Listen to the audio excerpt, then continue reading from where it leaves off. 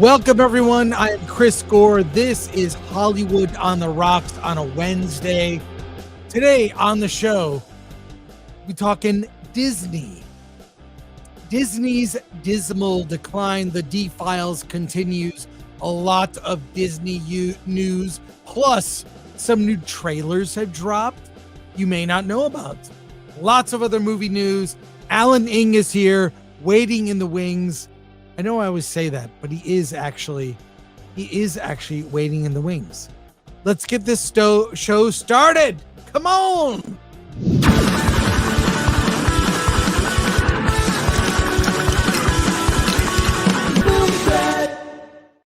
I just have to say 3 words. Did he say beaver juice?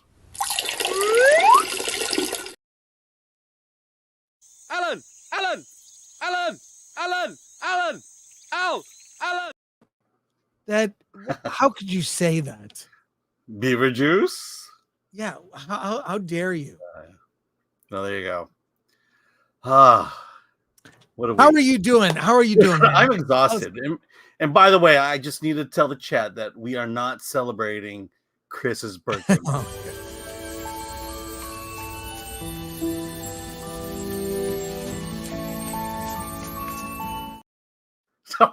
What was that? Here's another one. I'm gonna go next door and get my Casio. Do whatever you want, Matt. It's not like I need a play-by-play. Well, one thing that is confirmed, I look horribly ugly as a girl. I am the prettier of the two. You are the prettier of the two of us. Oh, wow. You are the prettier one. Man, we have so much to cover. I don't know if we'll get to it all in this show. We have a big, and we're going to get our first review of Am I Racist? Alan and I have both seen it. We're going to talk about it today, give you an early reaction.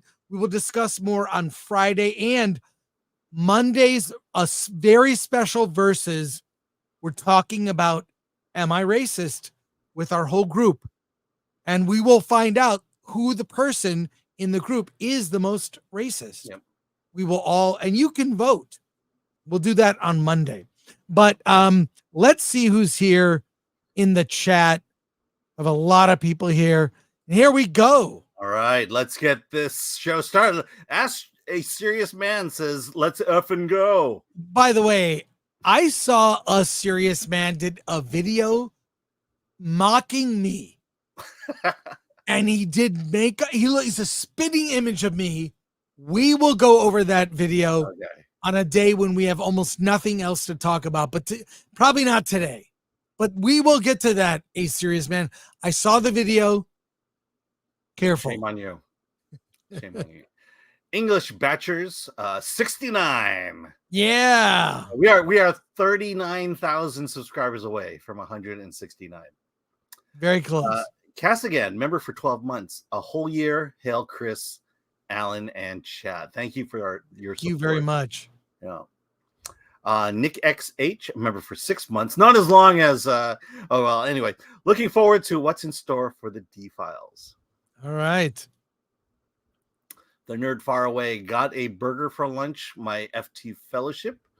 My Wednesdays about to get a whole lot better. Yes, it's happening. Alan Horkin, Gate and Lay. I know what you mean. And of course, Lord Thoth. Yeah, like, share, subscribe, hit that bell for notifications, sign up as a member.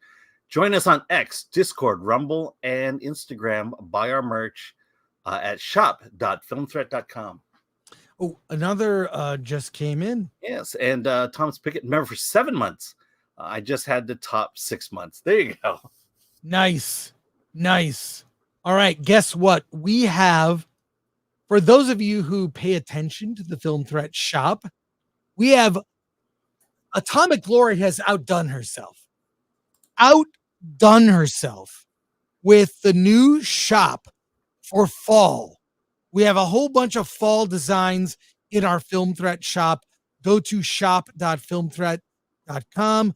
Check it out. It looks spectacular. I'm trying to find I know I can't find the banner. I can't find the banner. There's no banner. But if you go to it, they have a whole bunch of new designs called Drinker's Choice. It's basically a film threat design based on like a Jack Daniels label. It looks so cool. Check that out. Oh, New hey. designs. We've got hoodies, shirts. We've got a Krull inspired and the Warriors inspired design. So get retro with those.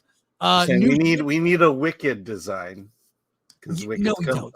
No, we don't. We're good with that. And then we've got Halloween designs here. And look at this. We now have pint glasses and drink glasses there with the Film Threat logo on them. Check it out. Shop.filmthreat.com for all your needs for shirts and things. Just go there. Well, I don't even have any of these. I don't have any. I'm excited. So a lot to talk about. This is going to be fast today. Okay. We're going to be doing a lot of items. Now this thing popped up. And I need to say something about this. Okay. I see the kids on TikTok, Instagram, and I see what they're saying. Sequels. They don't love them. And I came across a video from a channel I watch, Zeducation. Shout out to Zed from Zeducation, who featured this video. I want to share it with you, Alan. It's Nick Badger. He says, I've seen the trailers for all of these movies. He's a creator on Instagram. I want you to watch this video with me and see what you glean from this. See what your thoughts are, okay? I'm just going to play it without comment. We will talk about it it's like about 2 minutes ish. So here, give this a watch. Here we go. And yeah. Sequel, Quiet Place. Prequel, about Don't Tell Mom the Babysitter's Dead. That's a remake. Garfield, remake. Twisters, remake. Roadhouse, remake. Okay, what about the new Beverly Hills Cop? If you have to say new, it's not new. Beetlejuice. Sequel. Deadpool and Wolverine. Been there and done that. Bad Boys, Ride or Die. I'd rather die. Mean Girls. Mean to make that. Planet of the Apes. I don't know what it is, but it's not new. Joker 2. Gladiator 2. Moana 2. Sequel. Sonic 3. Venom 3. Sequel.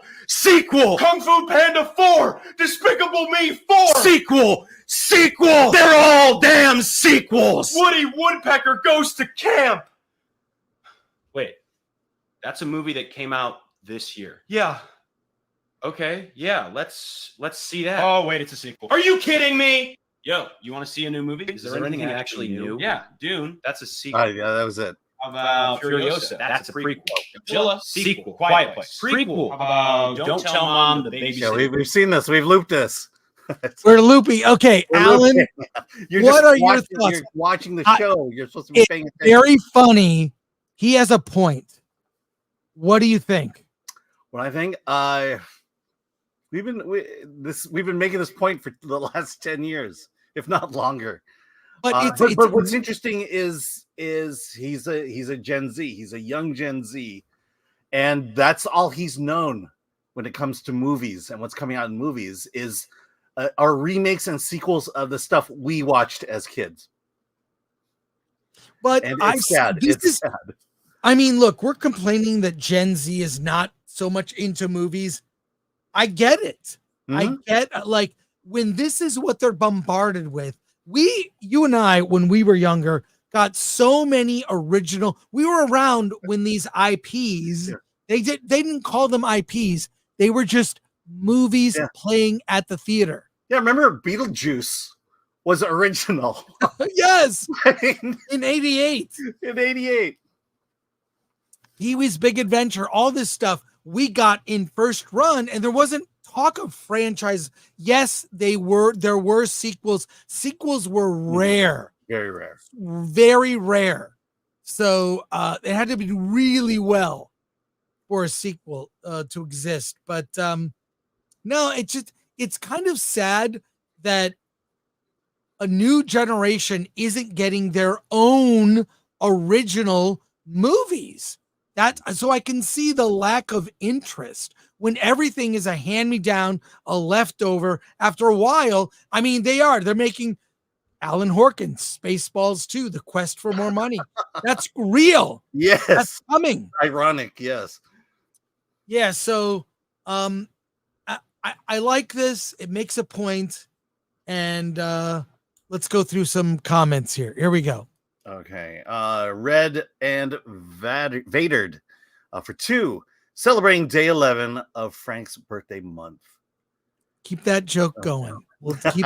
I appreciate Andy's cardboard. Oh, by the way, since that. Because it's your birthday today.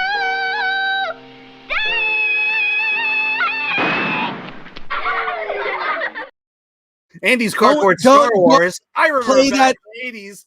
People complained about sequels. Don't play that video. We got copyright hit last time. Oh. I deleted it just now. Okay. Don't.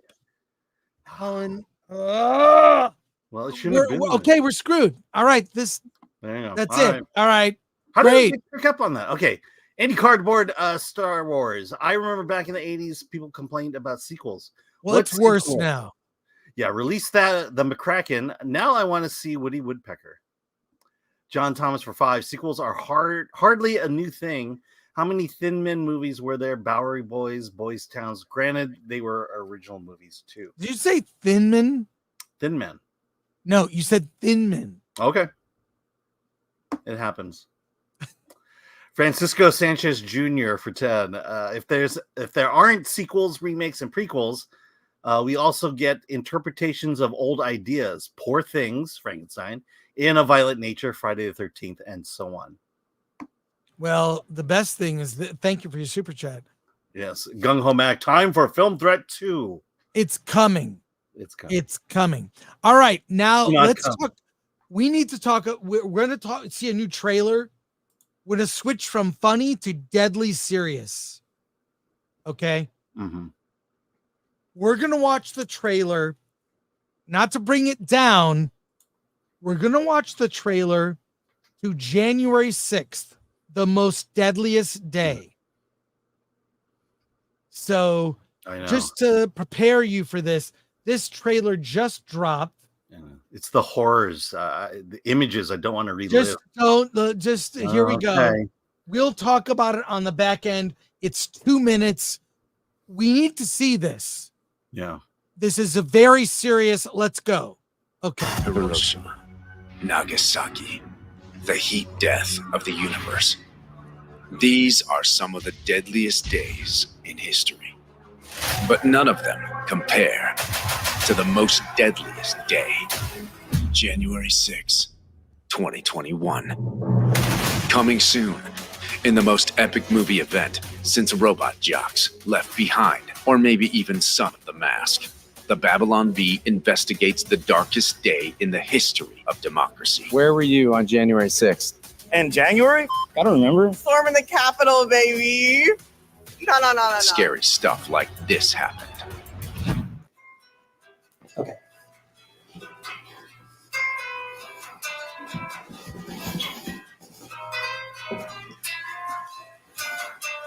So on a scale of 9 to 10, how terrifying was what you just witnessed? 3? I don't know. We go on location. We bring you 100% true facts. Representative Alexandria Ocasio-Cortez was murdered over 7 times. We ask the tough questions. Is it true that you have a Jewish space laser? This is incredibly boring. Could you explain it to me using Marvel characters? We even go face to face with the scariest criminals you'll ever meet.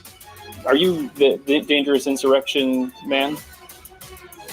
Who's asking? We're in. Into the lair of darkness I go. Darkness because he's a Republican, not because he's, Never mind. Shame! This fall, The only way you can save democracy is by becoming a member of the Babylon Bee, so you can see January 6th, the most deadliest day. Where were you on January 6th? I was in that mob that was going into the Capitol.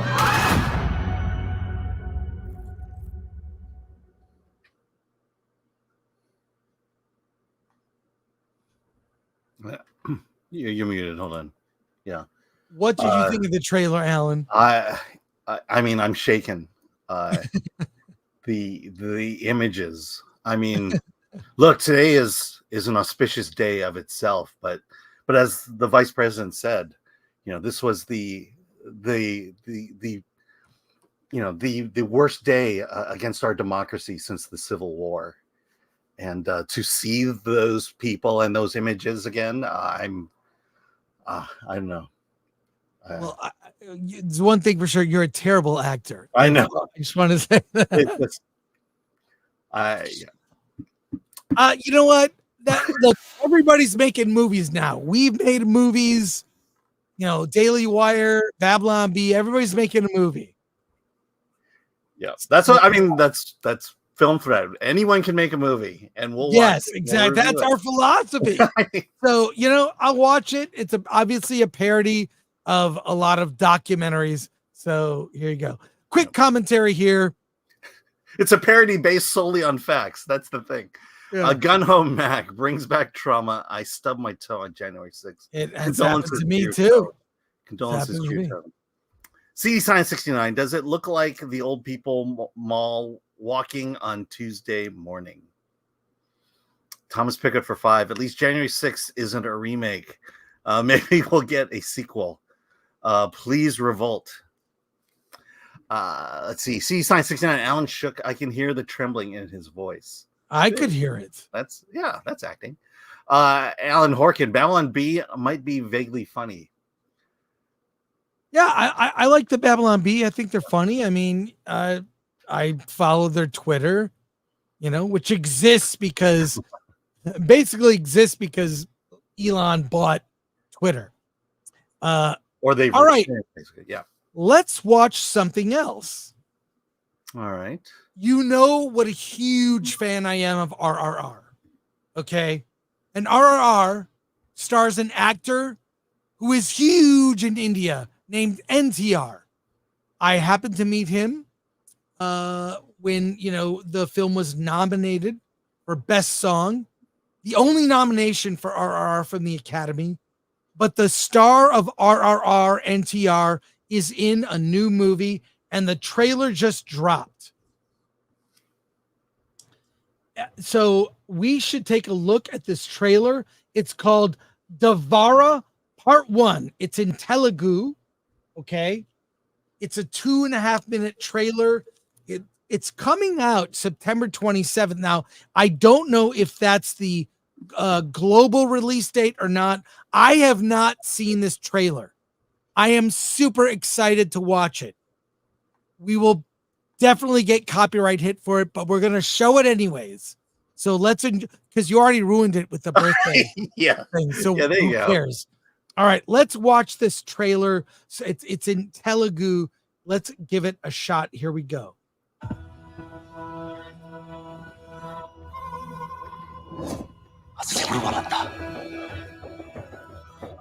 కులం లేదు మతం లేదు భయం అసలే లేదు ధైర్యం తప్ప ఏమీ తెలియని కళ్ళల్లో మొదటిసారి భయం పొరలు కమ్ముకున్నాయి ఎవరు చేశారు ఇదంతా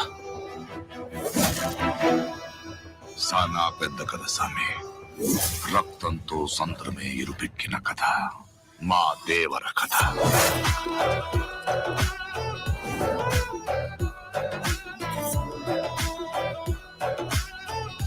మనిషికి బతికేంత ధైర్యం చాలు చంపేంత ధైర్యం కాదు కాదు కూడదు అని మీరు మళ్ళీ ఆ ధైర్యాన్ని కూడగలిగితే ఆ ధైర్యాన్ని చంపే భయాన్నైతా నువ్వు ఉన్నంత వరకు ఇతని మట్టి దేవర దేవులను చంపాలంటే సరైన సమయమే కాదు సరైన ఆయుధం దొరకాల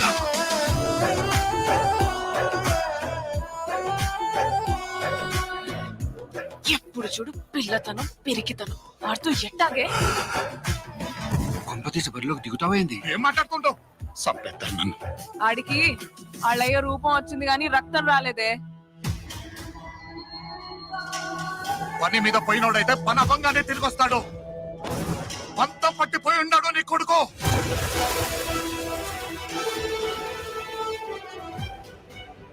దేవురా సంద్రం ఎక్కి 2 ఏళ్లు గడిచిపోయిండాయి కళ్ళు మూసినా తెరిచినా సముద్రంలో చూసిందే కనపడుతుంది భయం మరిచి ఎప్పుడైనా తప్పుడు పని కోసం సంద్రం ఎక్కితే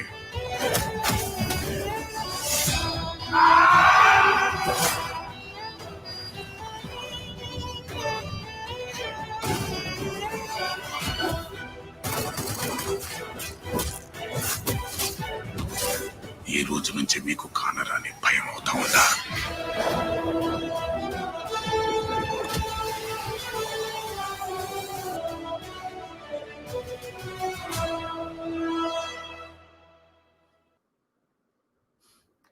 Oops, you say it again. Well, it already has it's got 23 million views. It just came out yesterday. Yesterday, it has 23 million views. That is crazy. Devara. Alan, what are your thoughts? I miss the 80s and 90s, basically. It looks like over the top action. Insane. Yeah, it's stories of heroism, just over the top heroism, and I do miss that. And I think, not to knock indie films, because we definitely get these films at the very low end of the budget range here, but to see something kind of big and spectacle again harkens back to when RRR came out. Yeah, I mean, this one looks maybe a little cheesy. He's riding the back of a shark with a whip. Although now that I say it out loud, it looks really cool. But I mean, look, it's cheesy, whatever. Will I get caught up like RRR? Remains to be seen. But I will be buying tickets to see this film. I mean, the thing about RRR is that its message and themes were themes that we've longed for. The idea of patriotism, love of one's country, doing what you can to keep it intact. The Second Amendment, for crying out loud. I think those were the things that really drew us to RRR. Not sure I get that in this one. Yeah. Let's go to comments here if we've got any. We do have some comments. All right, from John Thomas for 2. So like Ratatouille, anyone can film. That's right. Red French Moon, LOL. Definitely not Hollywood so far. No women, LOL. There were women in that. No, but he didn't have the body and physique of great action heroes like Timothy Chalamet or Anya Taylor-Joy. Oh, yeah, exactly. Ryan Vogel, Indian The Rock. A little bit. I can see that. From Blayone 1018, The Rings of Power. 3 hours. And then win some hacks. This isn't floating my boat, Chris. Sorry. Yeah, I would agree with that. I'm not as excited. RRR, you got a sense of the story. There was friendship, romance. This is just blood and action.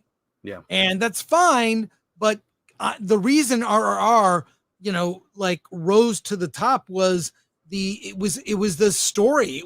It had heart. And I don't see that in this, so not quite as excited. Okay, and then for the people playing bingo, what did you think of Han, Luke, and Leia? And I didn't say a word. Well, I mean, we got the RRR box checked. We might as well check a few more. Shown up for 5, looks interesting, but I can't see it until Gary gives his in-depth review of RRR first. True. Thanks. Yeah, that's not going to happen. Andrew Cram for 30. Not impressed, but the efforts from RRR is appreciated. Hey, Andrew, thank you. That's very generous. We appreciate it. Yeah, I'm not as impressed, but I'll see it. I mean, I'll see it. I like that actor, NTR. I did meet him. Yeah. He was Not to nice stir guy. up controversy, but Telugu films are pretty good. No, I agree. So, all right, now we have a whole series of news stories that before we get to our Disney news, which is going to be probably at this rate in half an hour because I have a lot of news, but it's very important. So we have no interview today. It's just us talking. So let's get to this news story here. Am I doing it or are you pulling it up? It is The Exorcist. Wait, where is this? Here we go. Okay.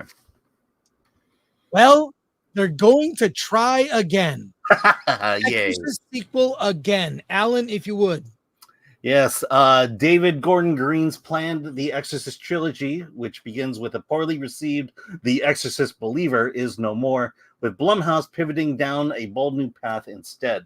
Mike Flanagan will be directing the next installment of the franchise for Blumhouse and Morgan Creek, and it's already been dated for a theatrical release March 13th, 2026.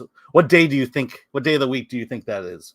It's a Friday the 13th. Yes. While plot details are currently under wraps, the new film will tell an all-new story set in the Exorcist universe, and it's definitely not a sequel to last year's The Exorcist Believer.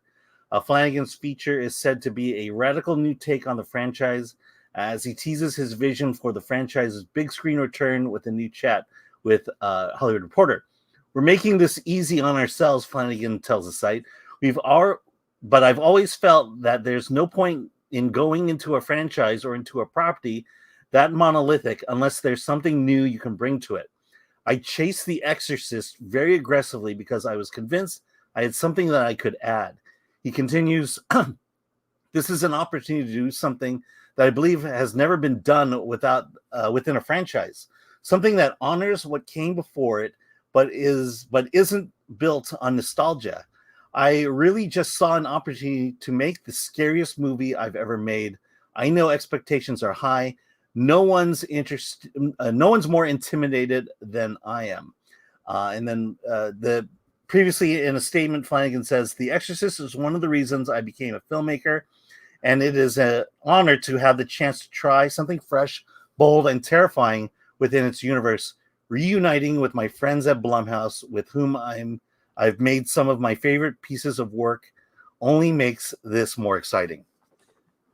We'll see. That attempt to reignite the Exorcist franchise, if it is one, was awful. I think you and I both saw it. Were underwhelmed.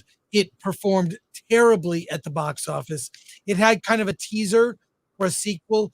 I don't know, is this going to be a sequel to that first film?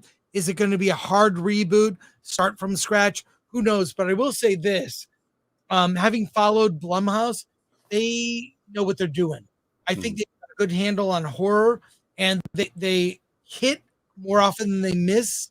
So the fact that they're taking their time and they got a new direction, new director, I think is a good thing. But not every hit movie is a franchise. So I will remain skeptical, but if it's coming out from Blumhouse, I'll be there. Yeah, according to the article, it looks like it's a reboot, and that it is not a sequel to last year's The Exorcist Believer. So it's a hard reboot. Hard reboot. And Good he's saying to hear. he's telling the story that the whole article says is that he is going to retell the story, but add his take to it, which, we'll see. Chances are he'll ruin it with his new take. Well, we'll see. Let's go to comments here. Thomas Pickett for 2 Exorcists are going to space. Oh, yeah. Suns and Shadows, $2. Just keep David Gordon Green away. Might be okay. A serious man. Since Chris doesn't have any panels at LA Comic-Con this year, maybe he could do a screening of RRR with Star Wars Girl and Raging Rhino. Then you can see this new movie after. I will consider that. Yeah, I'll. You know what? I applied for press credentials for LA Comic-Con. We'll see. I did as well. We'll see. I mean, everyone's coming out, right? We're doing meetups. I mean, a lot of people are Raging Rhino and Yellow Flash are here from out of town. I'll be there to see them. Yeah. Okay. From Jean Hu, I have little hope in any Exorcist sequel, but I wish them luck. Yeah. ADLs24. Flanagan is one of the only people I actually trust to pull this off. Yeah, well, I mean, yeah, I agree. I mean, it remains to be seen. Let's just say that remains to be seen. Yeah. So, yeah. I mean, the track record for these remakes and sequels are not good. And so skepticism is the proper response. Yeah. All right, moving on. So many news stories here. It's crazy. Where's this, Alan? I don't have the link. I will pull Did it you up. put that link up? Yes. Film gets a standing ovation at TIFF. That's the Toronto International Film Festival. Now, why is this news, Alan? Explain. Because, I mean, for a film, well, we talked about this, for a film to get a standing ovation at any film festival is quite an achievement.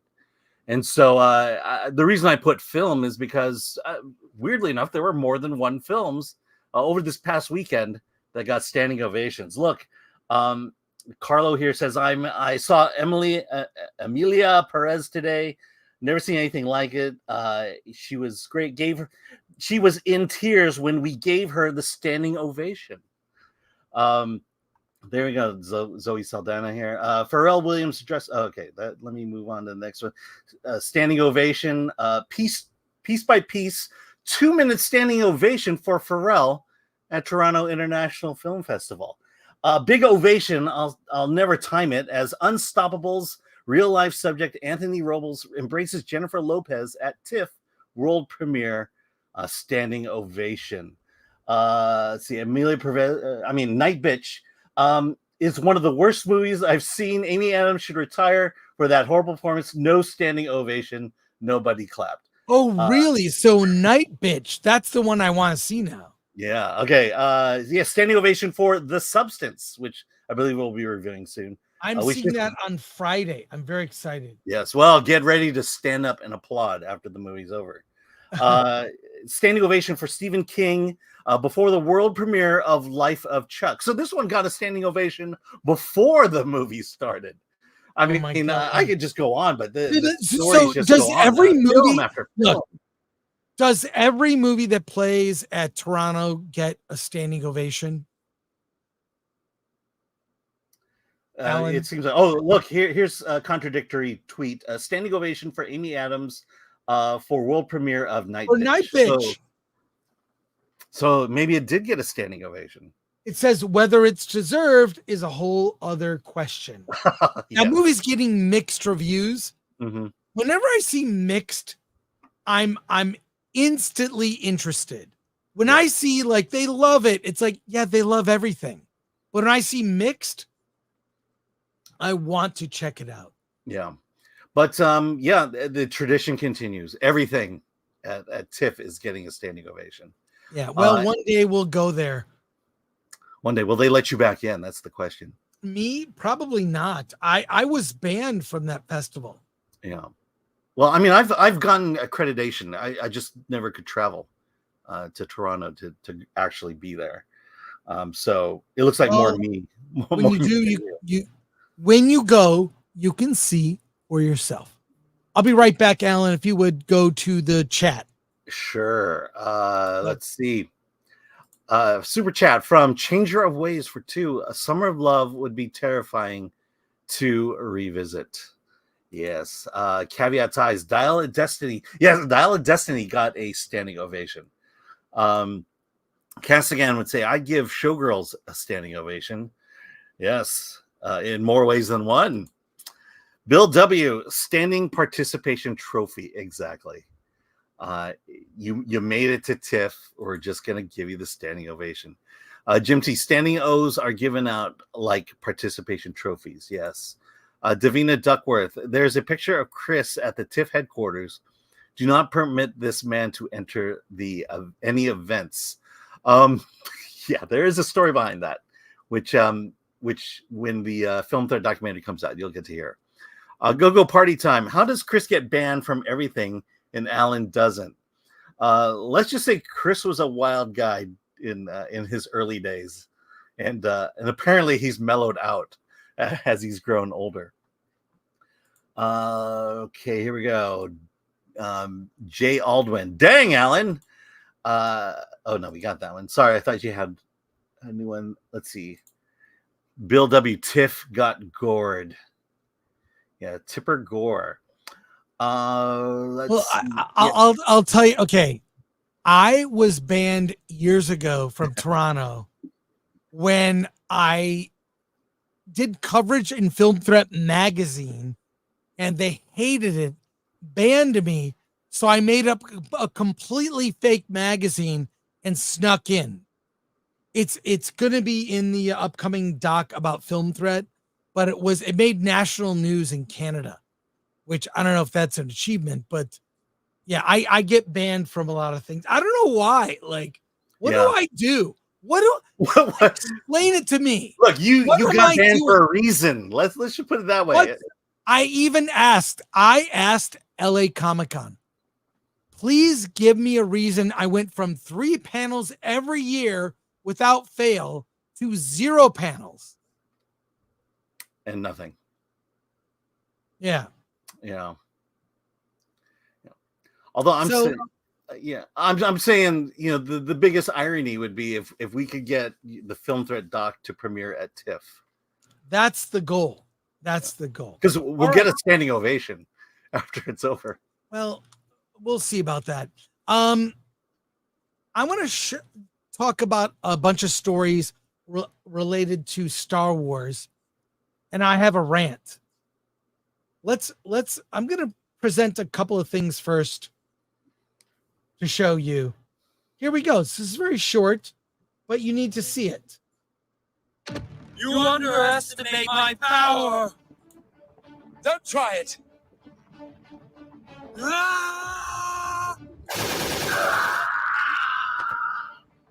Get wrecked, sucker.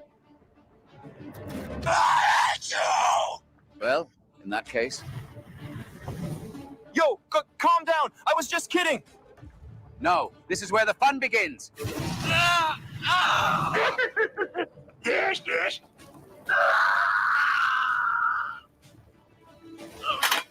Man, you look hilarious.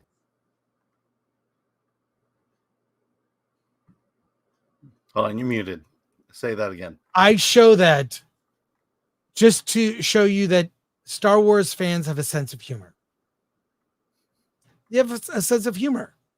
And they care deeply about Star Wars. I'll show you something else. I'm sorry, but you didn't feel that was slightly racist in any way? What? That video making fun of Star Wars? No. You didn't get racist. I'm trying to make a serious point. You're derailing me with things that aren't funny. Okay. Real quick, just show this. This is from Dan Monroe.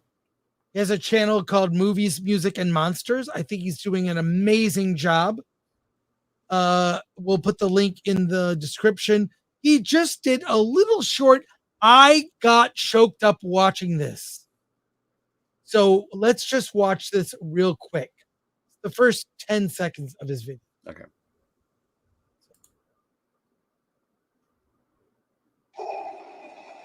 There is a great disturbance in the Force, but I will always be with you.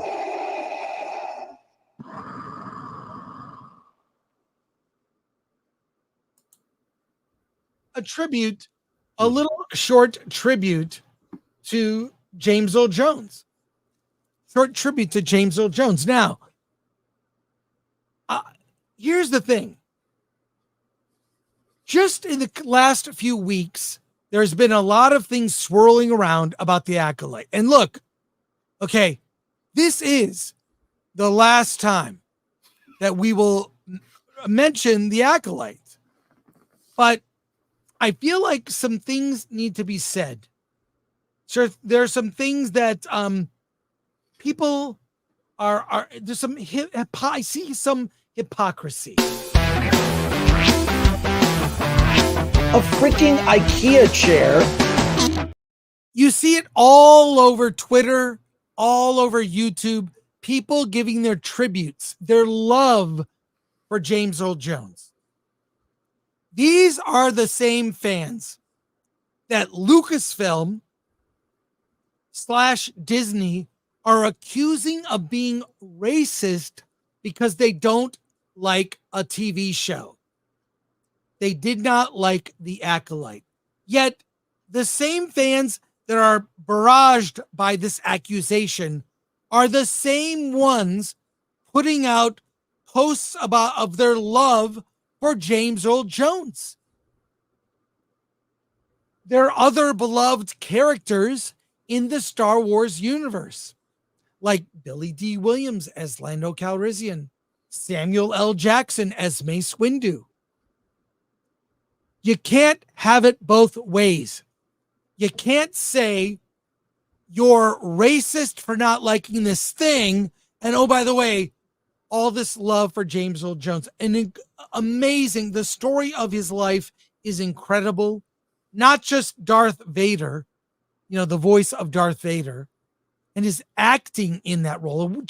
It wasn't just his voice. It was his acting, his delivery, but also his Thulsa Doom in Conan the Barbarian or in Field of Dreams. He is an incredible actor, beloved. I didn't see one thing about him that was negative. Who would even think of that? So that's when you see that the criticism letters thrown at fans is completely disingenuous and hypocritical. Alan, what do you think of this? Yeah, I mean, you were talking about on the Nooner, basically going to comic book shops, hanging out, talking about comics. When I was, in my young adult years, we would just go see movies. My friends and I go see movies, go to Denny's afterwards, and just talk about it, and just go back and forth about it. And that's where these great actors came out. James Earl Jones, he is one of the great American actors. When you think of like in England, Laurence Olivier and Peter O'Toole, James Earl Jones is that because he was a character actor and he had the chops.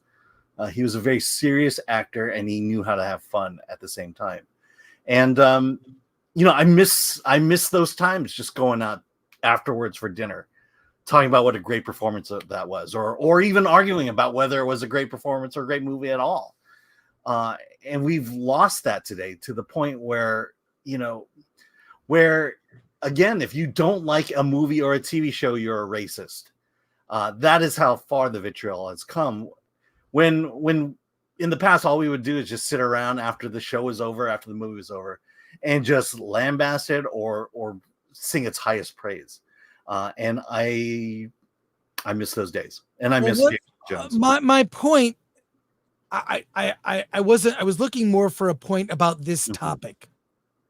You can't accuse a fandom of being racist on the whole, and the failure of your TV show to connect with the fans of the actual property, but then at the same time, they love an actor who happens to be black, and somehow they love James Earl Jones, but they're also racist for not liking this. That was more what I want you to comment on. Right. But my point is that we used to get together and talk about these things. We weren't talking about it on some social media platform. We didn't have a screen to divide us when we were talking about these things. And because we were such fans of movies, We saw everything. We were watching a movie every single week. That's how you get to know these actors. That's how you get to appreciate the work that they do. And again, this is the state of the world, the state of film criticism, the state of culture, is that we hide behind these screens and have this emboldened feeling that we can just attack each other and call each other the worst names in the world, when long ago it was just we would hang out and just be friends.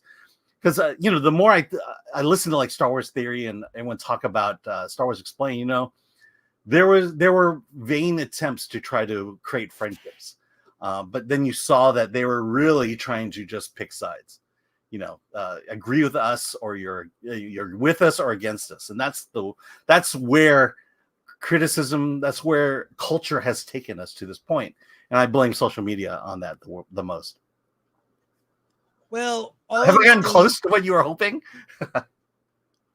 I want to talk about the hypocrisy of them going after fans or making the star of the Acolyte accused Star Wars fans, of being racist against the show because they did not like it.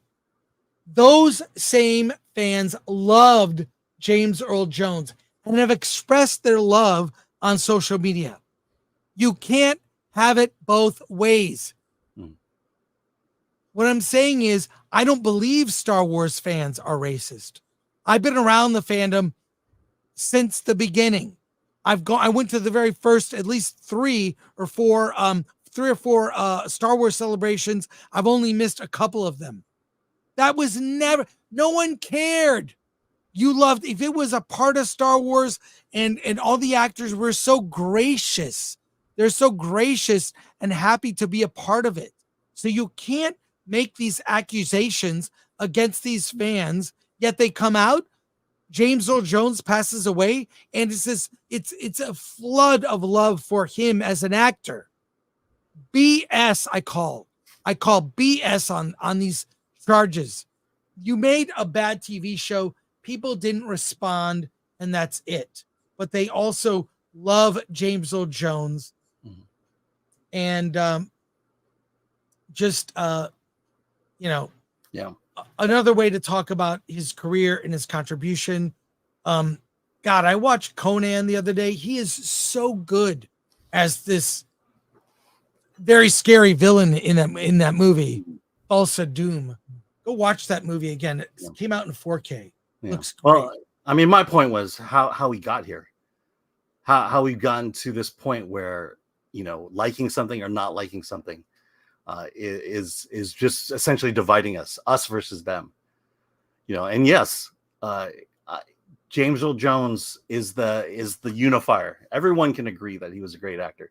Everyone on either side, sadly, because there is two sides, has at least something that they can say. I love James Earl Jones for this, whether it's Mufasa, Darth Vader.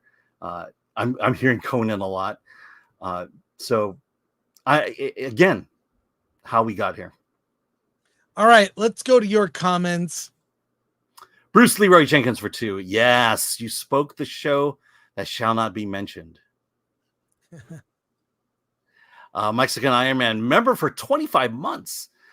Since Chris is banned from Comic-Con, maybe he can lead us in a California indigenous land acknowledgement and make an apology for the patriarchy. LOL, kidding. Thanks, Mexican. Thanks, Mike. Appreciate you. Spidey Sensei 72 for 5. If Amandla Stenberg were smart, she'd be setting herself up to be this generation's Pam Grier. Better use those gifts before they start sagging. I hear you. Change your ways for 2. Racism came back when Obama played the race card. Yeah, one of the things. Torvidicus, teabag him, Obi. What? I don't know.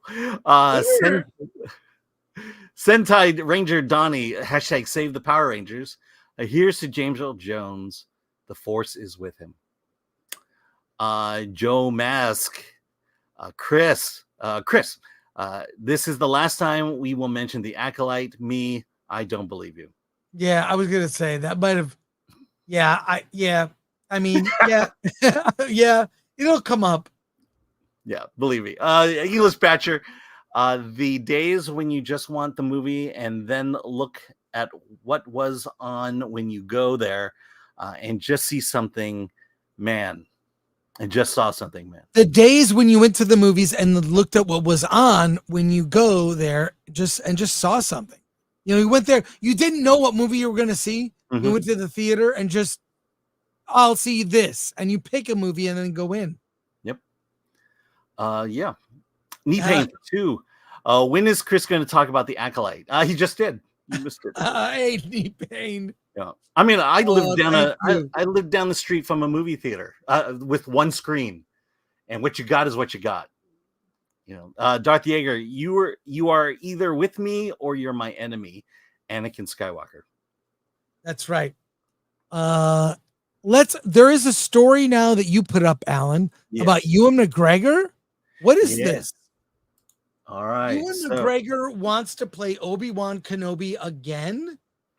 Please share with us, Alan. Yeah, so this is from Variety, and the context is Ewan McGregor. He just got a star on the Hollywood Walk of Fame, and Hayden Christensen was there. I'm just going to scroll down to the aforementioned point here. Hayden Christensen, who played his young Padawan Anakin Skywalker in Attack of the Clones and Revenge of the Sith, before assuming the character's villainous alter ego Darth Vader in Obi-Wan Kenobi, remembers McGregor mentoring him not in just the ways of the Force, but in navigating the then nascent ways of green screen acting. The first time I met Ewan was in Australia, Christensen said. I remember walking into the hair and makeup room, and he came over and gave me a big hug. Right away, I knew I was standing in front of a friend. He really took me under his wing. It's easy to get caught up in the technicalities of making those films, but he was always just brought it back to the emotional aspect of what we were doing. McGregor's own love for the franchise was what prompted him to take the plunge into Lucas's cinematic universe, but it also forced him to compartmentalize the fandom as he explored it from the inside. Me and my brother watched the first Star Wars films a million times, like most people my age. They were so important to us. So I switched something off in my head to be able to cope with the bigness of all of that and just get on with it. Portraying the younger version of Alec Guinness, Obi-Wan Kenobi, afforded him a welcome opportunity to research his predecessor's filmography, and eventually give him a benchmark to strive for as he returned to the role multiple times. Hey, where's that quote where he talks? Why don't you just cut to that? Yeah, here we go. Come to that. Here we go. I loved more than anything getting to know Alec Guinness' work because I was playing him as a young man, he says. Even now with the series, that's my personal challenge. If a take feels a bit like him, I'm happy. McGregor added, even 25 years, he hasn't tired of playing the role. I really do hope we get a chance to do another one, he says.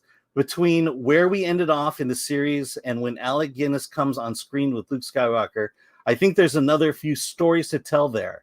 Christensen, who presents Obi-Wan McGregor with the Hollywood Walk of Fame. Obi-Wan, especially. Okay, yeah, there we go. It's. Can I have a real question? Do you read these in advance? I did, and all I remember was look for this picture, and then read what was above it, which meant I should have read what was below it. So that was the point. Of course, he wants to play that part again. Mm-hmm. Of course, but I don't think there's real stories to tell. I think it's done. I don't think the Obi-Wan series, the story they chose to tell, was terrible. Mm-hmm. That was for a lot of people, like that was it. Yeah. So I hope they don't do it. Yeah, I mean, bringing the series to television to Disney Plus in the first place was the wrong idea because Obi-Wan Kenobi was abandoned. He exiled himself onto Tatooine. He disappeared, and so this idea of the adventures of Obi-Wan Kenobi just doesn't make sense. It makes no sense. And as you saw with the series, it ruined a lot of lore for him to come out of hiding to go hook up with, to go meet up again with Princess Leia. Did you say hook up with Leia? I didn't say those words. I corrected myself for actually saying it in that order. But the idea of the adventures of Obi-Wan just doesn't make sense at this point. Let's go to your comments here. All right, from Andrew Cranford 20. Back in the 90s, racism didn't even exist to me when referring to entertainment. Yeah, I didn't. We're going to talk about that when we talk about Matt Walsh's movie. But thank you so much, Andrew. Yeah, it was like a weird thing where it just wasn't part of the conversation. Mm-hmm. Yeah. John Thomas for 10. BS Allen. This comes from one side almost exclusively, and it's deliberate. Social media is only a part of it. I went to movies almost every 2 weeks. 2016 changed all of that. By the way, Alita 2 real? I went to movies almost every week. Yep. Alita 2. I was doing that long before, like in the 90s and 2000s. Thank you, John Thomas. Same. I went to it was like, just go to the movies, pick a movie. And if there wasn't anything playing you liked, you can go see a movie you liked again. Mm-hmm. So more comments here. Okay, Star Wars is a rotting anonymous. Star Wars is a rotting corpse. Thought we buried it. Yeah, I thought we had a funeral for it. Go party time. Let Ewan milk this role for the next 20 years. LOL. Project Cambrian. In other words, Ewan wants to redo as season 1 failed and embarrassed him. Yeah, that's probably more the motivation. Patrick Lemire, Obi-Wan did not see Vader between Mustafar and Death Star. Disney isn't canon. I agree, Patrick. Gung Ho Mac, Alan is shipping Obi-Wan and Leia. And then Joe Eager for 20. Thank you. Star Wars Explained touts the moral virtue of positivity for a show whose protagonist hooks up with the murderer of her best friend and love interest prior to choking her father's figure to death. This is sociopathic. Yeah, I agree. It's the morality that is so poorly thought through in Acolyte that is the least of its problems, how bad it is.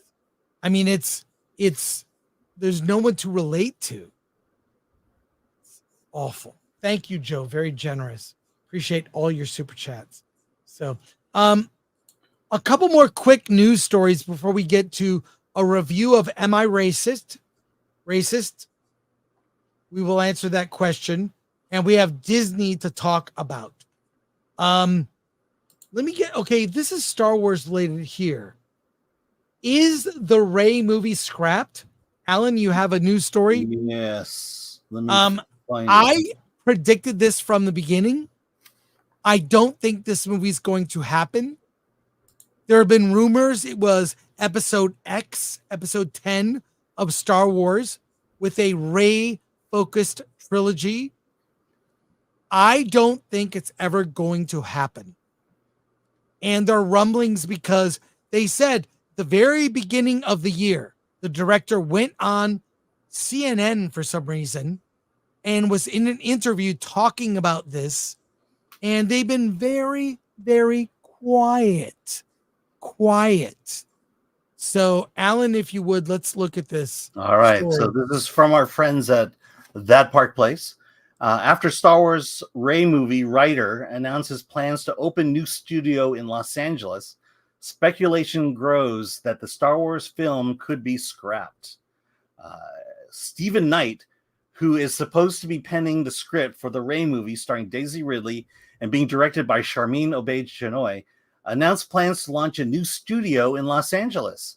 This announcement has Star Wars fans speculating that the Rey film might be getting significantly delayed or completely scrapped altogether. The BBC's Ben Sidwell reports that Knight, the creator of Peaky Blinders, announced plans to open a studio in Los Angeles in the U.S.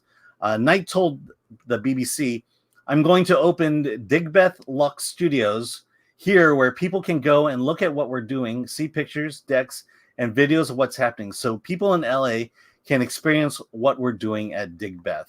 The announcement comes as Night gears up to begin production on the Peaky Blinders movie. And so, it goes on to the Peaky Blinders. But the whole point is that it seems like that the writer is doing something else right now, and that he's not paying any attention, and that he's making a radical move of moving away from where the show probably is being filmed and moving to Los Angeles. So, yeah, this is no surprise. I shout out to our friends at That Part Place. I speculated when this was announced, it wouldn't happen. Why am I saying this? How many Star Wars things have been announced that aren't happening? And now they're cutting back Star Wars Disney Plus shows, going to be one a year. They're basically taking the budgets for these things and saying, based on these failures, they haven't said it out loud. Like, okay, we'll do one new Star Wars show a year, but that's all you get. Because look at the Acolyte was a colossal failure. And I'm not surprised. I don't think this will ever happen. Alan, your thoughts? Yeah. I remember because we were talking about this at Star Wars during Star Wars Celebration. Kathleen Kennedy talks about the next 3 movies, Mandalorian, Grogu, which is happening. Then there's this Rey movie, and then James Mangold is doing a kind of a Jedi lore film from long before even the Acolyte. What are the odds that one's still happening? It won't. Yeah. I don't think it'll happen either. Yeah. And, I think, and I remember our speculation was that it was all for show. It was basically Star Wars Celebration became a sales meeting, pitching stuff that is aspirational, but no one in the room knew it was going to happen. Kathleen Kennedy can announce anything she wants. Mm-hmm. She still needs money from corporate. They have to release funds so she can make a thing. Yeah. And there are a lot of things that haven't been announced that are in development. Mm-hmm. I feel like now she's just throwing spaghetti at the wall to see what sticks. Well, also says that they have no confidence in her. Correct. How many shows and how many movies have been announced since then? And we got the Acolyte so far, and then we're getting Mandalorian. And nothing. We see nothing beyond those 2 projects. We'll see. I predict this never happens. Mm-hmm. Let's go to comments here. Shane 68. Almost said it. 499. Thanks, guys. Great commentary as usual. Change your ways for 2. Knight's a master, but so is Mangold. KK kills all. J Nemo for 999. Stephen Knight is a fantastic writer. Hope he's jumping ship and saving his reputation. I highly recommend his series SAS Rogue Heroes. It's Peaky Blinders meets World War II.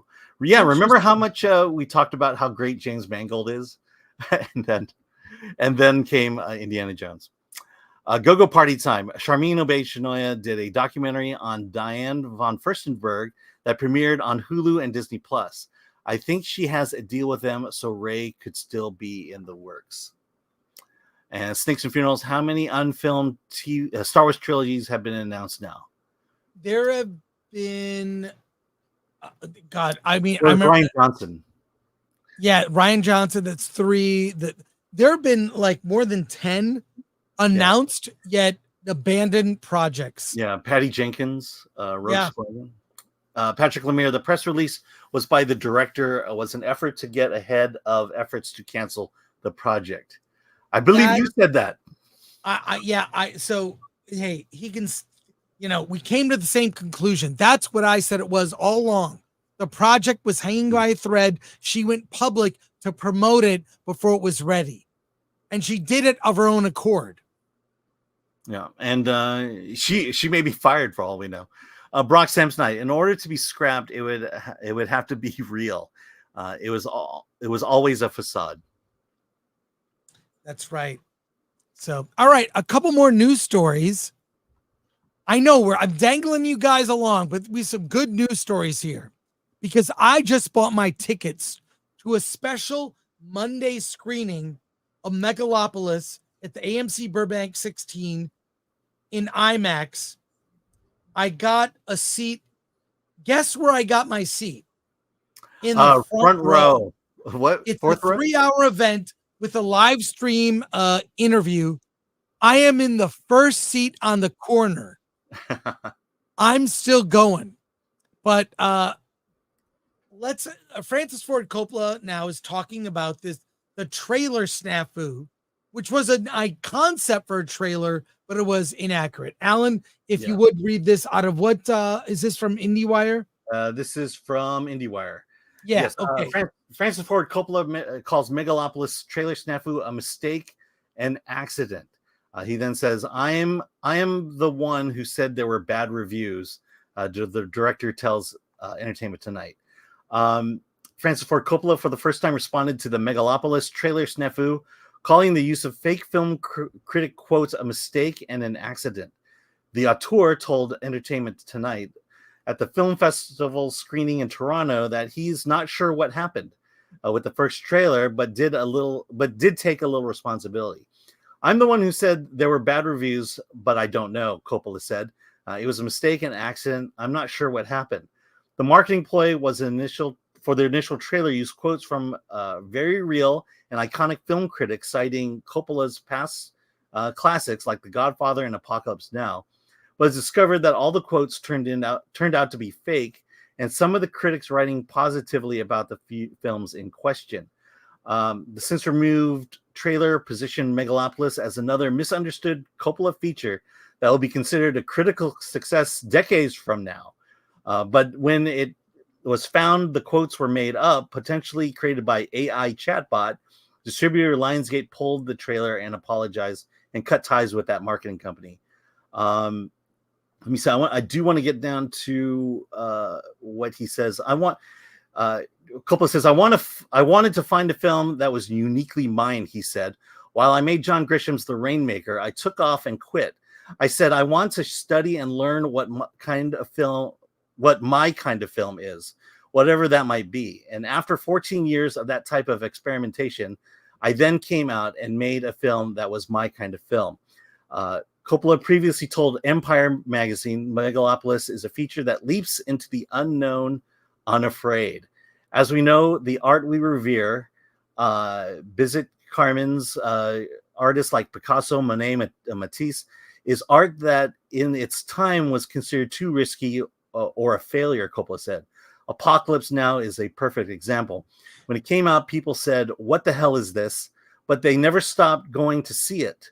With Megalopolis, you can't put a label on it, and that's great. That's the kind of film I like.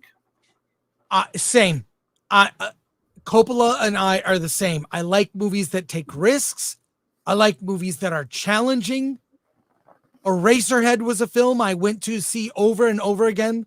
El Topo by Alejandro Jodorowsky, a brilliant Western that is very spiritual. Like Apocalypse Now, I saw that as a kid. I didn't understand it, but I kept going to see it. So much of it was so epic and visceral and violent and just amazing. That movie is like, we are still talking about it.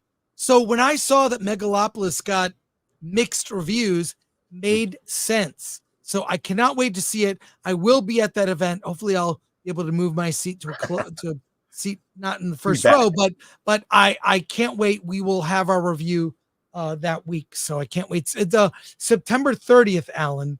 Yes, special screening, I believe. Yeah. Still trying to find a place that, hoping they'll do extra screenings. Well, there's a seat next to me in the front row. You could join me. Okay, I'll take a look. I am looking forward to Megalopolis, and for the exact same reasons you are. Been a big fan of Francis Ford Coppola for a very long time. My love of Captain EO. So I'm definitely look. It looks, the trailer looks weird, but I feel like I get a sense of what he's trying to do. I will say the movie Babylon, I don't think I could put in that category. I'm wondering if you have similar feelings now that we're about 2 years out from that movie. From Damien Chazelle. I love that movie. Yeah, I know, but is it going to have the legs? The ending is weird. I love that movie, Babylon. Yeah, but is that movie going to be, the movie that people hated? I don't know. Yeah, I don't think so. I don't know. Sometimes you have to let things simmer. Mm-hmm. Sometimes, like he says, something comes out and it's time. People are like, what is this? I don't know if I like it. Then suddenly they're talking about it 5-10 years later. Yeah. I mean, I'll admit, watching Babylon, I didn't like it, but I did see that he was trying for something like this. He was trying to say something bigger. By the way, the movie Babylon was directed by Damien Chazelle. Yes. Not Coppola. Didn't I say? I said Chazelle. Okay, it's fine. Okay, but similar movie. I get it. Exactly. Yes.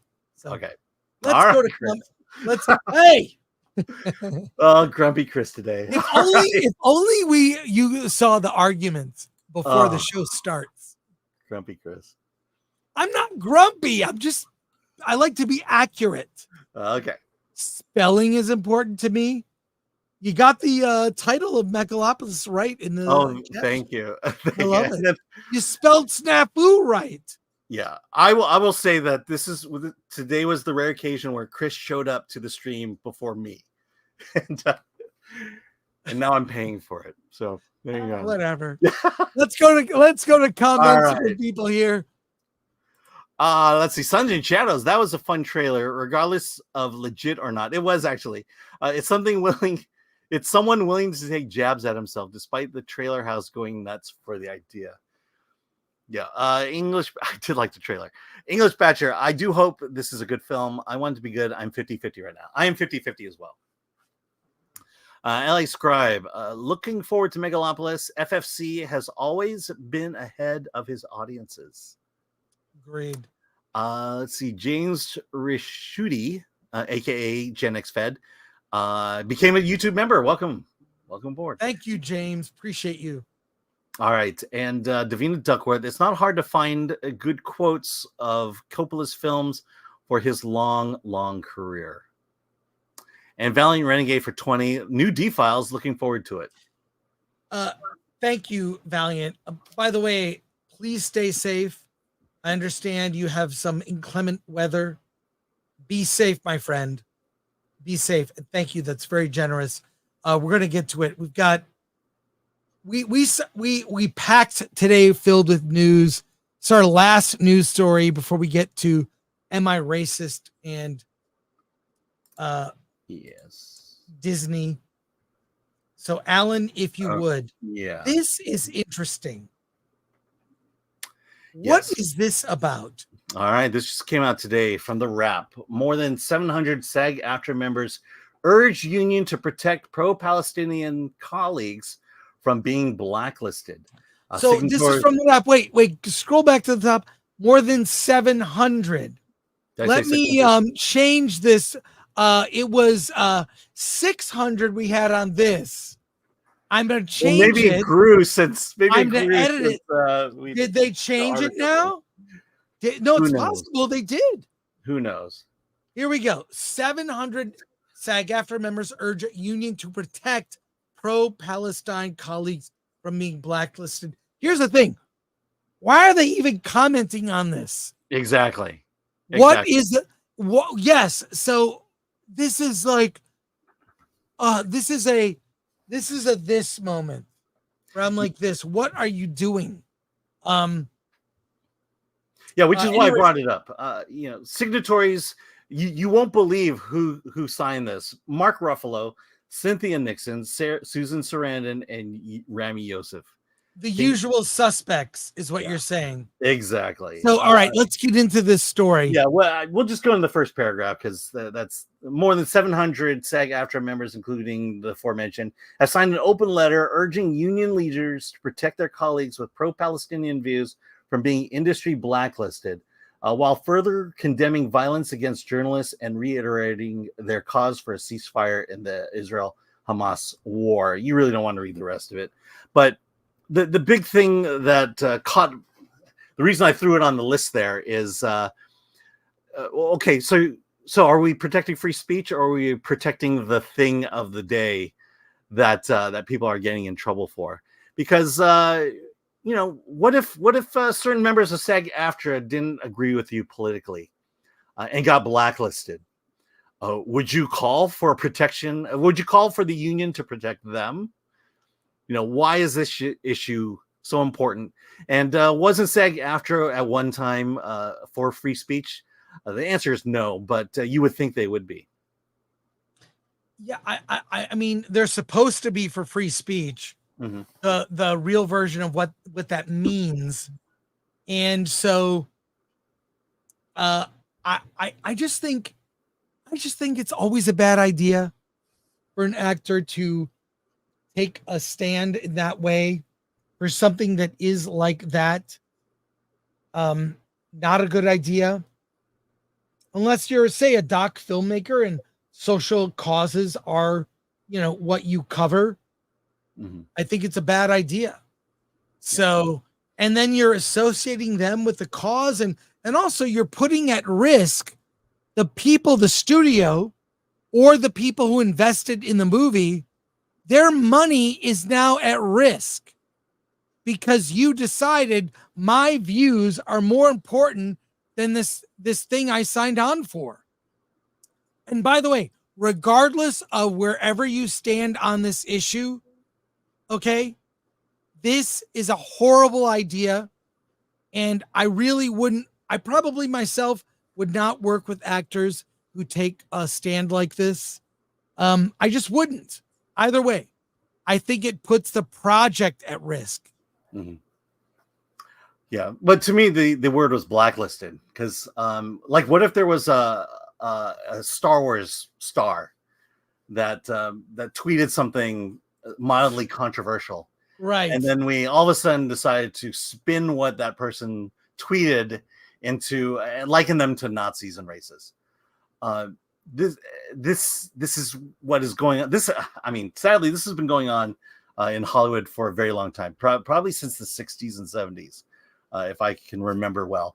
But I just hear more and more stories about people getting blacklisted for their beliefs, for things that you heard about somebody. Right. And art, art should be, if there was ever a bastion of freedom of speech, art should be at the forefront of that.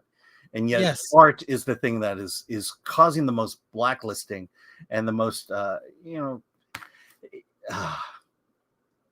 this is, again, how did we get here? Well, it's all of this is, and it's social media. It is tearing Hollywood apart. Having to pick a side. And so while the spirit of this is maybe comes with good intent, what are you doing getting involved with this anyway? That Snow White movie is going to bomb. Yeah. It's going to bomb. I think it's a foregone conclusion. Yeah. So, like I said, I think they just need to get it out there, get it over with, make whatever money they possibly can, and then shelve it. Put it on Disney Plus or shelve it. Yeah. All right, Alan, if you would, let's go to comments. I'll be right back. All right. Let's see. Here we go. Changer of Ways for 2.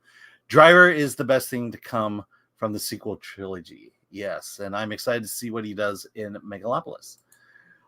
Jay Nemo where was this energy for Gina? Exactly. Solomon Thornton, I miss the days when actors kept their political opinions to themselves and just entertained us. Yeah. Dr. Fauci's prison butt. Hey, welcome back. $5. Why would these SAG members in woke Hollywood write a letter to not be blacklisted? Who in Hollywood are they scared of? I guess we'll never know. I know. I mean, I have to believe that this is more virtue signaling than anything. We could talk about who runs Hollywood and stuff like that and the pro-Palestinian message, but it's just reeks of virtue signaling. The nerd far away, they whine about division while being divisive. Funny how that works. Snakes and Funerals, if there is a Snow White movie. Oh, there will be a Snow White movie. I guarantee you that. Jean-Hu, wait a minute. I'm shocked. Chris thinks that Snow White will bomb. I know he's usually much more optimistic about those things than we are. Let's see. Razor Burn, I stand with Gina, as we all do. And then finally, David Smart, Ruffalo needs to get fired from being the Hulk. Screw that, he sucks. Yeah, well, there you go. All right. It is time for us to do. Hang on. On the front page of Film Threat today, a review of Am I Racist? The documentary from the Daily Wire, featuring Matt Walsh. Alan and I got an opportunity to see the movie early. It opens in theaters tomorrow, actually. Yes. And it's at several hundred theaters across the country. It's playing at AMC.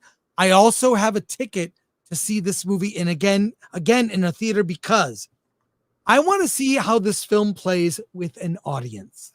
So I'm seeing it with Dante, and we're going to talk about it. We'll talk about it with Dante. We'll do a group review on Versus. This is our early review. Your review was up on the website, and I noticed you gave it an 8.5. Yes. Alan, tell us about Am I Racist, and give us your quick thoughts. Okay, from the man who brought us What is a Woman? I'm a Racist. Has Matt Walsh considering his white supremacy, questioning it, and wanting to become a fully certified DEI consultant, and that is his journey. He attempts to attend an anti-racism seminar, but those rascally people, they figured out who he was. And so now he needs to go undercover and become the DEI consultant that he's meant to be, which he does by going to a website and earning his credentials. And then he goes out and talks to the experts. And you may be asking yourself, how did Matt Walsh, how was he able to interview these experts in the field of DEI? And let's just say that the Daily Wire must have a lot of money, because he spent a lot of money to get these interviews. And I think, if anything, what this movie does, it shows just how much of a grift DEI consultancy is. Look, if racism was solved, there'd be a huge vacuum in the economy for DEI, and Walsh exposes that. He does it in the same manner he did with Am I a Woman? He kind of goes with the Borat style of interviewing. You said, Am I a Woman? It's What is a Woman? What is a Woman? Thank you, Chris. He just goes Borat style. There are just moments in these interviews he conducts where he catches them in their hypocrisy, where they're speaking out of both sides of the mouth. I'll give you the first one just to wet the whistle here. But there's I forgot her name, something Slater, Dr. Slater.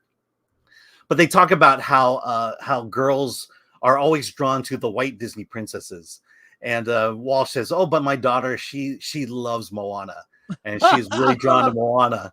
And she goes, "Well, good, you're teaching your daughter right." And then he goes, "In fact, my daughter wants to dress as Moana. Should she, out of cultural appropriation?" And the expert says, "No, don't let her do that." It's okay. That's the tip of the iceberg of what happens in this thing. The best way to talk about some of these topics is also using humor. Yeah. He has a very dry wit. Yeah. I mean, Matt Walsh could do comedy. Like he's on the level of like a Stephen Wright, deadpan. No, never smiles. He's oh my God. The fact that he gets away with this and just mocks people on the left, I find hilarious. I mean, I'm just going to say that I'm not going to tell you when it happens, but there's a reparations bit that has to be seen. That's all I'll say. That's all I'll say. That's why I bought a ticket to see it in the theater again, even though I've seen it. I want to see how an audience laughs, because there are some really uncomfortable moments. If you've seen clips online, he dresses up as a waiter during this Race to Dinner. Yeah. Race to Dinner, and he is a waiter, and then he's wearing a mask. He's got the long hair, whatever, the man bun, ponytail, yeah. and he starts insinuating himself in the conversation where he's like, "Oh, it's all those white women." He's going on and on. Oh, you are so right. You are right. 100%. He's leaning into all the horrible things they're saying. Then he puts this. It's bit after bit after bit, and it's so well done with humor. This is because we get a lot of political documentaries sent our way from both the left and the right. Mostly the left, right? But yeah. Mostly the left and right, and we review them on Film Threat, both sides, right? We are politically agnostic as a media outlet, but I'll say this: they're not funny. A lot of times they're so one-sided. Yeah. You can't take it seriously. Humor is a great way to deal with this. It's hilarious. Like I said, I'm seeing it again. We will go in more detail, but my God. And this is the thing. This shows you what the grift is. Robin DiAngelo, they got her. She is one of the top. She's got the, she wrote the book on white fragility. Right. She did that book. How did they get her to be in the movie? They didn't need to trick her. They paid her $15,000 to do an interview for a documentary, and they just did it. They didn't need to trick her. They don't trick these people. They just pay them. And they don't really care. Where'd the money come from? I don't know, whatever. She is in the movie because she got paid. What does that say about some of these people? And that part is in the trailer where she's like, "What's your name?" And he goes, "Oh, my name's Matt." And she goes, "Okay, hi Matt. You can never be too safe." Yes, you never be too safe. Oh, and he kind of laughs. I don't know how Matt or the crew, how they kept their composure. I know. How do they keep their composure during this? I have no idea. But we will go in a more detailed review. We're keeping it light here. All I can say is grab a friend. We need comedy now, especially these just how things are so politicized. I'm just yeah. By the way, the image you're showing here, this is the part where Matt reenacts the Jesse Smollett beating. Oh my God. It's okay. Here's we'll talk about one bit. It's a series of interviews and bits, right? Yeah. And he doesn't go into too much detail. I feel like the doc could have showed statistics and gotten really, really in depth. They didn't do that. He reenacts the Jesse Smollett assault, alleged assault, but it's played completely straight. It's dead serious. He takes the Jesse Smollett description, the interview, from the interview, and he just reenacts what happened. It's not played for laughs. It's played totally straight, but it's so serious. It's ridiculous. I was dying during that. Anyways, I recommend you see it. Take a friend. I give this a recommend. Strong recommend. Yeah. And this is now, here's the deal. It's in theaters because we reviewed What is a Woman, and we were one of only 5 outlets that reviewed that movie, media outlets. I don't know why. It really irks me that colleagues don't just review everything. I mean, review What is a Woman, give it a bad review. Review this movie, give it a bad review. Give your points. But if to ignore it because you don't agree with the politics, you're not doing your job as a critic. You're not doing your job. So that movie is now at 9 reviews. What is a Woman? Really? Yeah. And am I a racist? It's currently 100% on Rotten Tomatoes. It'll drop. It'll drop. Yeah. Are you up there yet? Not yet. Mine posted this morning. They usually have it up by now, but it's not. So yeah. So it'll be at least at 4 reviews. But in any case, I'd like to see. I mean, they have this closed platform, Daily Wire Plus, that you can subscribe to, and then you You get to see everything. This should be everywhere. I'm glad this is in theaters. They need to do this more. So kudos to Matt Walsh. We don't have to agree on everything, but he makes difficult topics funny. And I appreciate him for that. Yeah. Let's go to comments here. All right. Beliewin 1018 for 2. At this point, I doubt Dis releases Snowblight. Jay Nemo, if you get fooled by Matt Walsh in a bad wig, you deserve it. I agree. It's kind of that Superman thing, but with the bun. Bill S. Preston Esquire. Actually, I Am a Woman would have been a good title too. No, read it again. Actually, I am. Yeah, did I mention the dyslexia thing? Actually, Am I a Woman would have been a good title too. You have no idea. Funny that you screwed You it have up. no idea what I see on my screen. It's all good, man. It's StreamYard works against me. It's all good. It's all good. Oh my gosh. Because when I read these things, sometimes on StreamYard, it's on a weird line to where it squashes down the sentence, or I can't even read it even more. It gets worse. Lance Uppercut 37 for 2. Thank you for that. KG Jung, those rascally white women. Interesting. AD Ellis, Matt Walsh is filling a very large hole left by Michael Moore after TDS finally broke his brain. Yeah, it's unfortunate. Yes, and John Thomas 2, Alan distracted you. Is Alita 2 happening?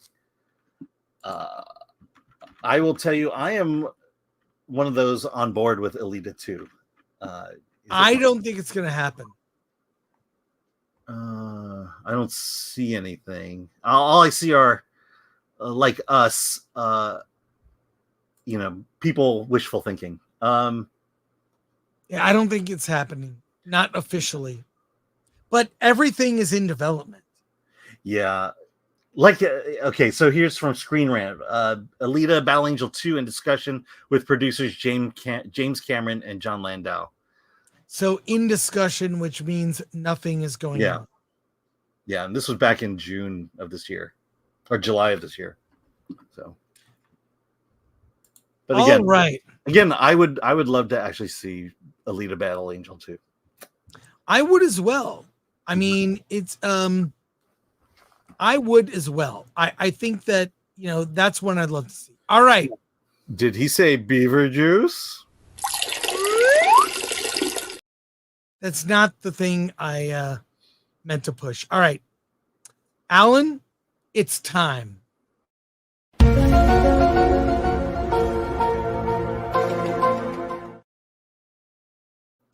First of all, a little trip down memory lane as you find the New York Times story.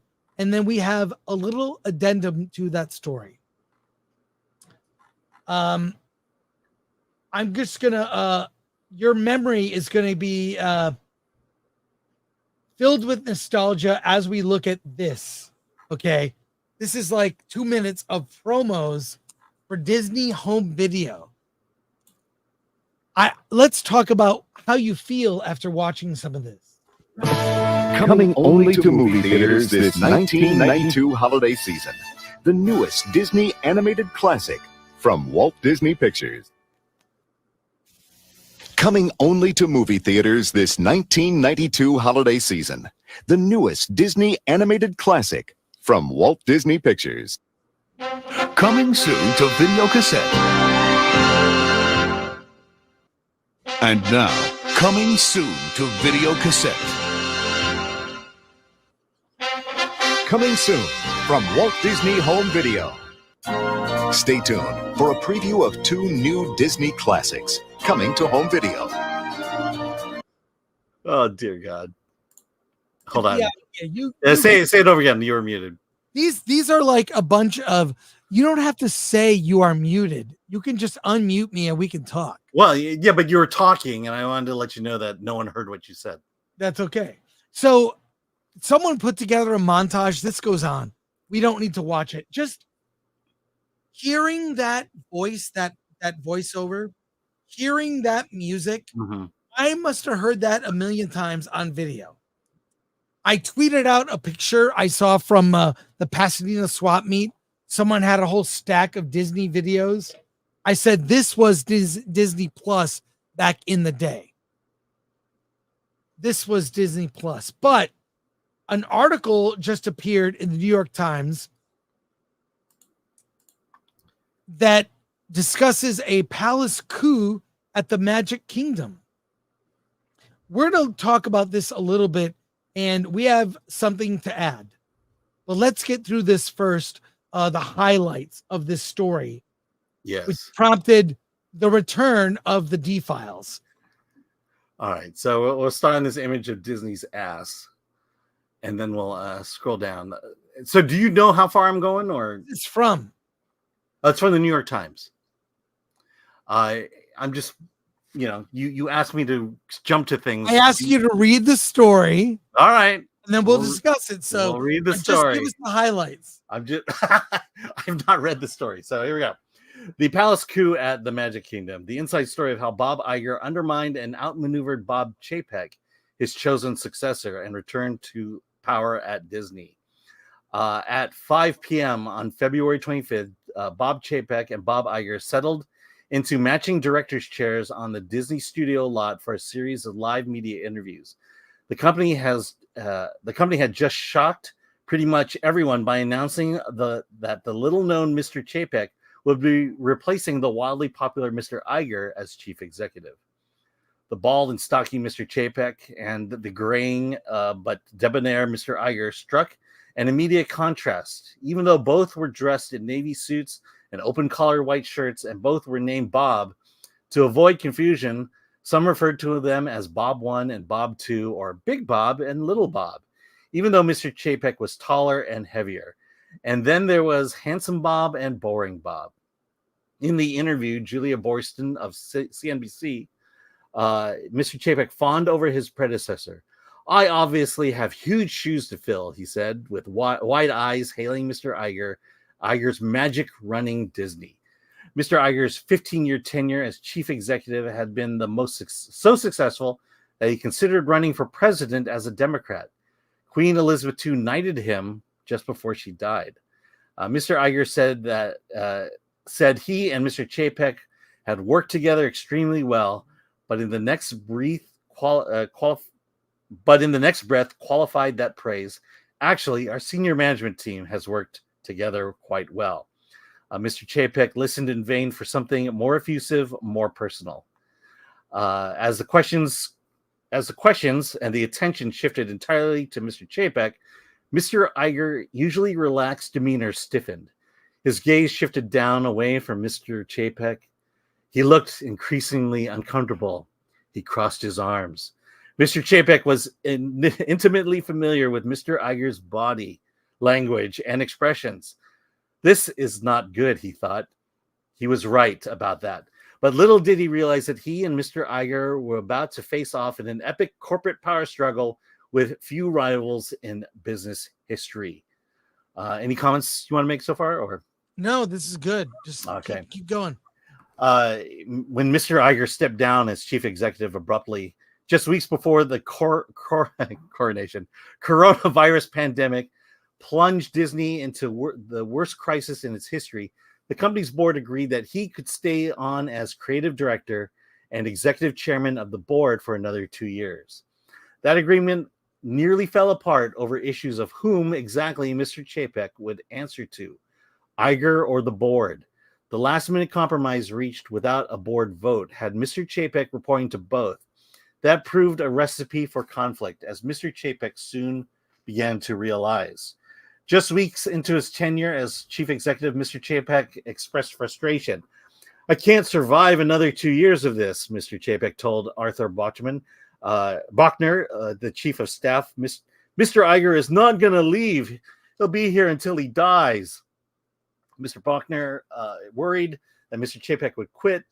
Mr. Chapek was ultimately deprived of even that option. The board fired him just before Thanksgiving in 2022. Okay, pause right there. Yes. This is really about that. Bob Iger never left. Mm-hmm. He never left.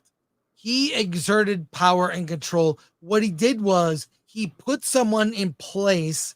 That's why it's palace coup, right?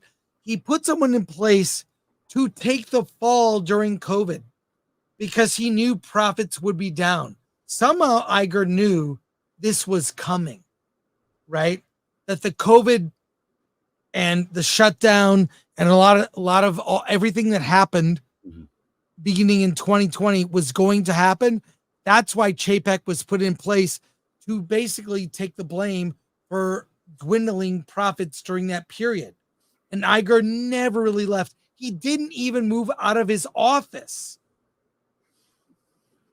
You can scroll down and jump ahead to get to the end or the last third-ish, if you would. Do you know where I'm going?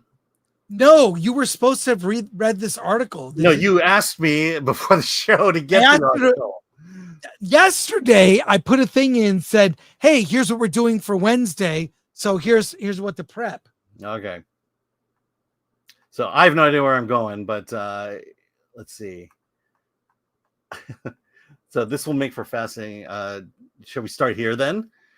Don't step on his toes. When Mr. Chapek shared the good news of his promotion with his wife Cindy, she was skeptical. We've heard that before, she told him. But the board-led independent director, Ms. Arnold, flew from her home in Oregon to meet with Mr. Chapek in the rotunda, as Disney's executive dining room is known. There, she confirmed that he was the board's unanimous choice to succeed Mr. Iger as CEO. This is happening. Okay, we gotta go further.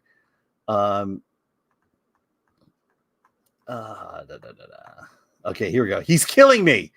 However marginalized Mr. Chapek felt, the two maintained at least a facade of cooperation. Because of COVID, no one went into the office, but Mr. Chapek spoke to Mr. Iger weekly by phone and sometimes went to see him at his home in Brentwood, an upscale LA neighborhood where they took white walks wearing masks, idiots. Mr. Iger never went to see Mr. Chapek at his home in Westlake Village, a far-flung suburb. Let's see. At Mr. Chapek's request, the two held a series of employee town hall meetings where Mr. Iger was supposed to reinforce the message that Mr. Chapek was now in charge. The goal is for Bob to be successful, and to the extent that I can help him to do that, I will. Mr. Iger said that at the first town hall they had in February 2020, I think it's only got to be a balance between giving him the freedom to make the decisions and do things the way he wants to do them, because they feel right to him. On the other hand, I've got a fair amount of experience doing a lot of these things, and it's not quite about throwing him into a swimming pool where he's never swum. So it'll be balanced. But nearly everything Mr. Chapek did or didn't do reinforced Mr. Chapek's sense of naming Mr. Chapek as his successor had been a big mistake. Mr. Iger expressed his frustration with friends in Hollywood. Word spread, and someone contacted the New York Times media columnist at the time, Ben Smith, to say Mr. Iger was reasserting control. Mr. Smith called and spoke to Mr. Iger too, who followed up with an email. On Sunday, April 12th, Mr. Chapek hosted a belated late afternoon party for friends and family at his home to celebrate his promotion. A friend emailed him Mr. Smith's column, which had just appeared online. Mr. Chapek stepped out of the party and read it. After a few weeks of letting Mr. Chapek take charge, Mr. Iger smoothly reasserted control. Mr. Smith wrote, Mr. Chapek read with mounting disbelief. Mr. Smith called Mr. Chapek the new nominal chief executive, and even speculated that the choice of Mr. Iger's successor may be open again. Mr. Smith quoted Mr. Iger as saying in an email that a crisis of this magnitude and its impact on Disney would necessarily result in actively helping Bob Chapek and the company contend with it, particularly since I ran the company for 15 years. Mr. Chapek immediately called Ms. Mucha, the communications executive. What the hell is this? He demanded, trying to calm him. And she argued the column wasn't that bad. He's killing me, Mr. Chapek responded. Mr. Chapek didn't sleep that night. Early next morning, he confronted Mr. Iger on the phone. Mr. Iger denied that he had spoken with Mr. Smith, which only further enraged Mr. Chapek, who pointed out that Mr. Iger's quote came directly from an email. Mr. Iger said he didn't understand why Mr. Chapek was so upset. What's wrong with saying he was reasserting control in the midst of a crisis?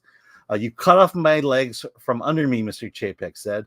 I've never felt worse in my life. The conversation became heated, and both men raised their voices. Mr. Iger told several people immediately afterwards that he'd never been treated with more disrespect by anyone in his entire life. Hey, stop right there for a second. Yeah. I mean, think of this situation. He basically set this guy up to fail. He knew he would fail. He knew it. And he was sort of letting it play out. He could leave and just sort of still assert control.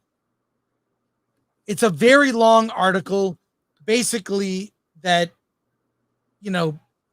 gives the impression that Iger never left and Chapek was thrown under about 12 buses. This is what I find fascinating is I remember when the battle between Michael Eisner and Roy Disney Jr.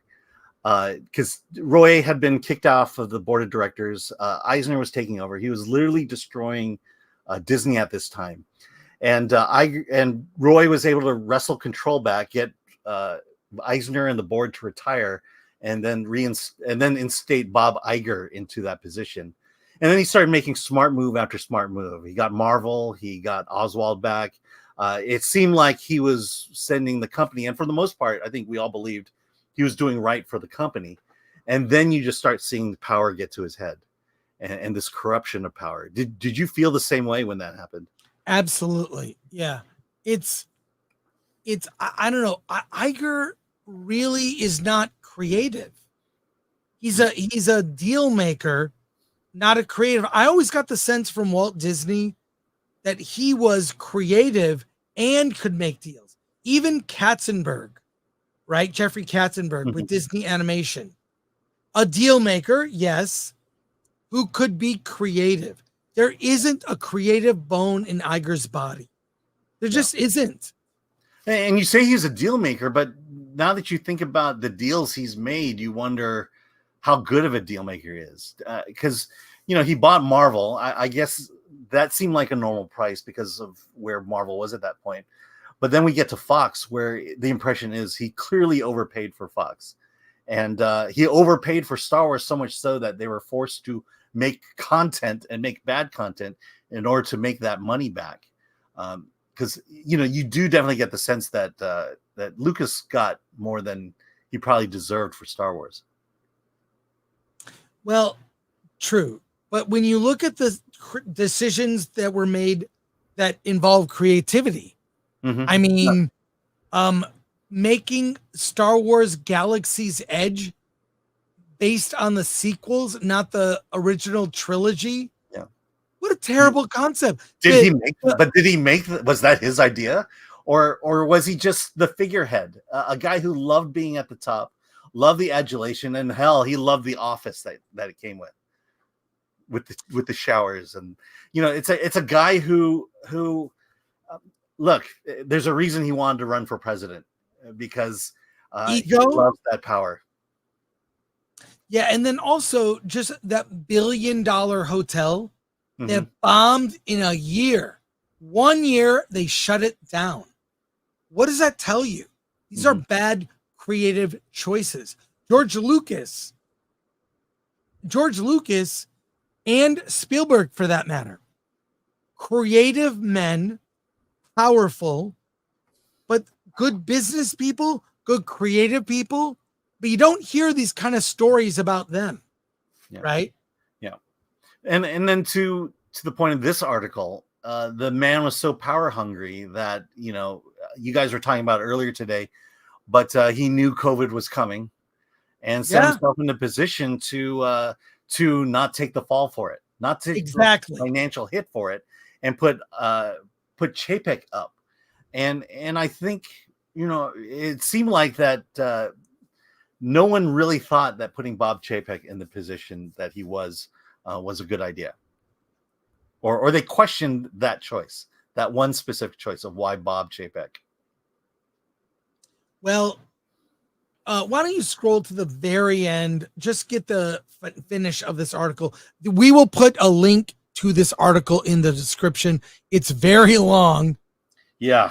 It's like a novella. Like, but here's get the to LGBT end. stuff. Get to the very end to sort of sum it up at the very end. All right. And we'll end it there.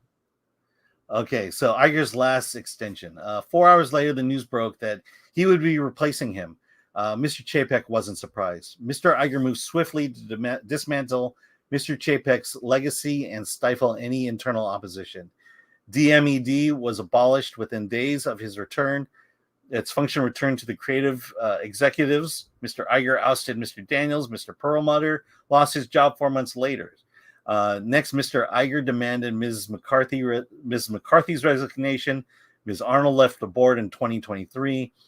When her one-year extension as board chair came to an end, Ms. Katz left the board in July. Exactly. This is what fascists do, what dictators do. Just this last paragraph. Just read that, and we'll put a. Okay. Mr. Iger returned to a company beleaguered on nearly every front. He soon faced a debilitating strike by Hollywood writers and actors, then a bitter proxy fight waged by Mr. Peltz. Wish, high-profile Disney animated film released in late 2023, became the 5th big-budget Disney film to bomb at the box office that year. And that's where the D-Files kind of picks up with Wish. I can't say too much. There are people, and there is some specific person we are liaising with that will be giving us access to some information to expound upon this, among other things. We are at the beginning phase of this. Alan is sifting through the info. I don't know how much you want to say, and this may take a lot longer than the first D-Files and may actually require some help. So the purpose of this conversation is to put out there that we're in need of some help with info.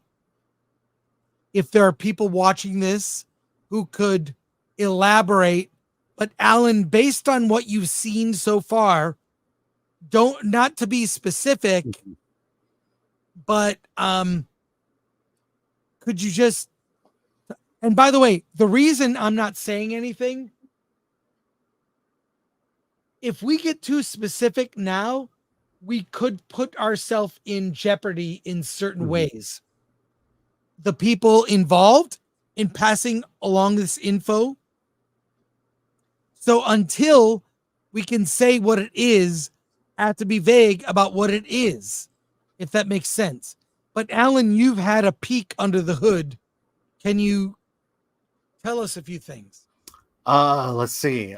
Other than I think the biggest thing is, the sense I'm getting is, Disney is kind of like a chicken with its head cut off. I think the problems at the top is trickling down to the people at the bottom. That's probably as far as I can say. But it's kind of like all what's happening right now is a lot of speculation being confirmed. Okay. Yeah, I mean, I don't want to promise anything, and I don't want to. And again, we got to be careful. So, well, exactly. But there will be a follow up to this. This is a tease for what's to come, and I wish I could say more, but we have been advised to hold back. Mm-hmm. So I wanted to go over this story, which is like teeing up what will be a longer piece from us. Mm-hmm. So let's go to your chat comments and questions here. Okay, from Lauren Taylor, Big Bob hate crime on Little Bob. Excuse me. Mike MC Wong, how about Evil Bob and Lame Duck Bob? Brock Samsonite, they give those knighthoods to anybody these days. I bet he can't even joust. That's regarding Iger. Mexican Iron Man. This article is like 20 pages deep of a Disney political expose. Expose hell. F. Iger. Triple Threat 305. Iger pulled a Jay Leno. English Batcher. The Frank is always right. Dennis Wright. Alan equals Chapek. Chris equals Iger. What are you talking about? Dennis, how dare you? How dare you, Dennis? Dennis, look, you can be wrong and right at the same time. Dennis Wright, I feel like Alan hates prepping. It adds to the spontaneity. Alan does a lot of things behind the scenes. Yeah, but also, by the way, I like to react to certain things in real time, but probably should have skimmed that article. Okay, it's all right. Hey, it's all good, man. It's all good. Don't worry. Blaywon 1018. I'm just saying I had an important review to get done yesterday. Blaywon 1018. Alan needs to insert more internal dialogue. Exactly. That's what the people want. That's what the people want. Marcel Chernier. Somehow Palpatine never left. Yep. Davina Duckworth. Didn't they call him Bob Chapek? Yes, that was his nickname when it came to Parks. When it came to Parks, it was called Bob Chapek because there was a distinctive downgrade of the quality of the parks when Chapek took over, and the whole Florida thing, Reedy Creek, is his doing. Jay Nemo, member for 9 months. Let's rename it Box Office Bombs to Box Office Bobs at this point. Red French Moon for 2. Chris, Alan, you're legit. I would say too legit. Too legit to quit. And Oryx 221 became a new member. You're taking forever, and I'm going to help you out here. Oryx 221 became a new YouTube member. All right. Thank you. Thank you for joining. Look, there's more to follow up on. What my hope is that by us talking about this, that people who could help on the inside, like they did with these series of stories at the beginning, would come out of the woodwork to help us confirm certain things.